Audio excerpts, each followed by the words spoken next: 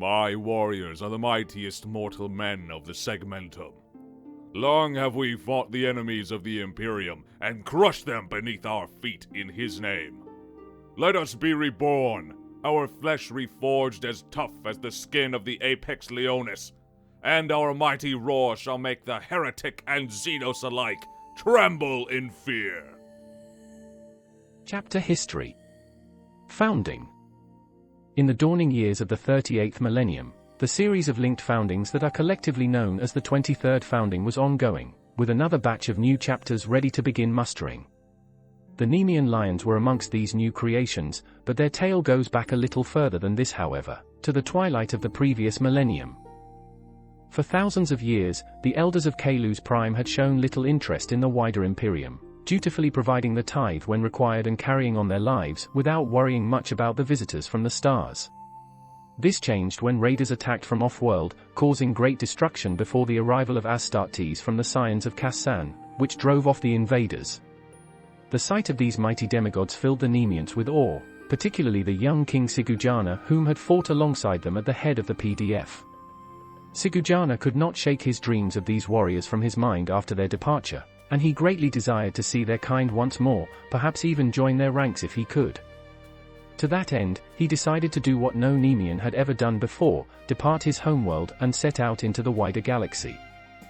Sigujana spoke with the traders that frequently visited Kalu's Prime to buy goods from his people, seeking their aid. These traders claimed they did not know the location of the Scions, but that they knew of a route to Holy Terra, birthplace of humanity and home to the Emperor, creator of the Astartes. Whether what they said was true, or a ploy to gain a great sum of wealth from the Nemeans, is not known. Nonetheless, Sigujana eagerly accepted their offer to arrange passage, gathering a host of warriors and their families, along with most of his wealth. This party set off on the vessel provided, leaving his daughter as steward. What they had assumed was a quick journey, proved to be far, far longer. The original traders quickly slipped away, passing off their charges into the hands of other merchant captains and cargo haulers. For much of the following century, the Nemeans drifted from port to port, hopping between vessels as they inched closer to Terra. What the traders had neglected to mention, prior to their departure, was the difficulty in obtaining direct transport, and the sheer number of other peoples, officials, and pilgrims, likewise heading towards Terra, which stymied every step forward. As they sat in a merchant dock in Segmentum Solar, King Sigujana finally passed, his dream unfulfilled. His warriors too had passed by then. Indeed, the party now consisted of the sons and daughters of the families, led by Sigujana's son, Kajama. Kajama debated whether to even continue with the journey, now that those whom had precipitated it were all gone. As he lingered at the dock, pondering his decision, Kajama met a young rogue trader by the name of Izana, and while they didn't know it at the time, both of the men's fortunes changed forever. Izana, en route to Terra himself to visit a navigator house in his personal corvette, saw an opportunity to gain great wealth, for the Nemeans still had ample reserves, including a number of exotic beasts. He offered to take the group to the Phalanx, the Imperial Fist's mobile fortress monastery in orbit of Holy Terra. He told Kajama that this mobile fortress was home to some of the Emperor's angels, who may hear out his request. Kajama was wary, distrustful of these lofty promises after seeing the duplicity of many of the men his father had dealt with. It was only after much talk with Izana that he was eventually brought round to one final throw of the dice. Izana was able to use his contacts to arrange a landing on the Phalanx for the Nemeans. There they sought an audience with the Imperial Fist's Castellan present. Having piqued his interest with their boldness, this audience was permitted. Kajama made an impassioned speech to the Castellan, weaving a spellbinding tale of journey they had undertaken, of the challenges they'd faced and determination they'd displayed. His warriors displayed their prowess in a series of mock battles and coordinated dances, showcasing their abilities with the spear and shield. Kajama's young son Shaka even stepped forward unprompted and gave a short speech, a bold move for one so young and so unnerved by the occasion. This boldness by the Nemeans impressed the Astartes present, and they offered up a proposal. They spoke of the ongoing 23rd founding and the latest mustering of recruits which had just started. Chapter 973 had been assigned to the Imperial Fists for creation, and they suggested that the youngest of the Nemean party join these growing ranks. Kajama was devastated to discover that he was far too old to become an initiate, but to his immense pride his son Shaka, was not and immediately volunteered to prove his mettle in the trials to become one of humanity's mightiest warriors. Kajama asked the male children of his party to likewise undergo the implantation of gene seed so that his son, whom he was sure would prove the greatest of the new recruits and be selected their leader, would have a core of veterans to build his chapter around. The Imperial Fist's apothecaries warned that while they were young enough, there was still great risk in undergoing the process to become Astartes.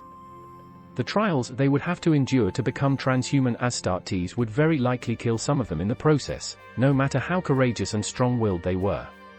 Despite these risks, every boy agreed without hesitation, and so the Imperial Fist's finest apothecaries and fleshcrafters utilized the ancient techniques and their finest relic medici equipment to undertake the task of successfully transforming these brave children from human to transhuman warrior. But as predicted, some of them nonetheless died, such is the fickle nature of such arcane technology and the grueling training regime. Out of the volunteers, barely 20 survived the trials and transformation, a number that nonetheless impressed the Imperial Fists at the hardiness of the Kalusians. In honor of their courage, the transformed Prince Shaka, whom indeed was appointed to be master of Chapter 973, formed an elite company of Astartes around the survivors, the core members of his honor guard. They would serve him well as advisors and as protectors over the following centuries. After consulting various charts, it was deemed that Kalus Prime would be a suitable destination for the new chapter, for the Aegean cluster was vulnerable to outside threats. Thus Kajama, Shaka and the fledgling core of the new chapter departed the phalanx with a retinue of Imperial Fists to further train these new warriors, and a number of gifts, the most valuable of these being a priceless suit of Mk2 Crusade armor and an ornate sword wielded by a former chapter master. The newly anointed chapter master, for which the Nemean title of Regulus was created, swiftly grew into an excellent example of an Astartes. He did not sit idle as his chapter, named the Nemean Lions in honor of the mightiest predator on Kalus, grew around him, leaning on his advisors and father to see if there were any improvements that could be made to his warriors or their equipment. One of his first destinations was the Forge world of Tvasta, having been told of the Crimson Robes, a chapter lost in the warp since the 33rd millennium. This ill-fated force had re-emerged 5 years earlier, only to be assaulted by a massive orc fleet and driven to the planet of Chekhov 4. There the chapter had been wiped out after heavy fighting with the savage Xenos before reinforcements could arrive and repel the greenskins. The salvageable power armor and war gear had been taken to Tvasta for repair, and Shaka wanted this rare cache of ancient equipment for his men. The Mechanicus present were initially dismissive, but after Shaka presented the Magos with gifts, including pelts from the incredibly rare Apex Nemean Lions, he was able to gain their attention. The Lions were provided with a significant amount of equipment from the cache, and were able to augment their Mk7 armor with pieces of Mk3 as a result, and a few veteran Kontoi were even blessed with full suits of Mk3 armor.